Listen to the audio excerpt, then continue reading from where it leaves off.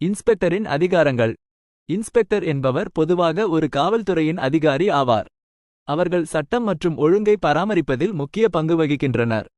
அவர்களின் அதிகாரங்கள் மற்றும் பொறுப்புகள் அவர்கள் பணியாற்றும் நாடு, மாநிலம் மற்றும் துறையைப் பொறுத்து மாறுபடும். பொதுவாக இன்ஸ்பெக்டர்களுக்கு உள்ள அதிகாரங்கள்: கைது, சந்தேக நபர்களை குற்றச்சாட்டின் பேரில் கைது செய்யலாம்.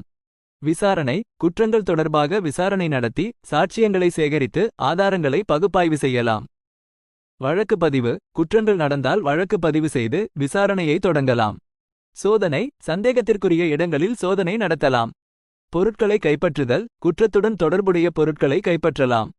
காவலில் வைத்தல், சந்தேக நபர்களை குறிப்பிட்ட காலத்திற்கு காவலில் வைத்து விசாரிக்கலாம். கீழ் அதிகாரிகளை கண்காணித்தல், கீழ் அதிகாரிகளை கண்காணித்து அவர்களின் பணிகளை ஒருங்கிணைக்கலாம்.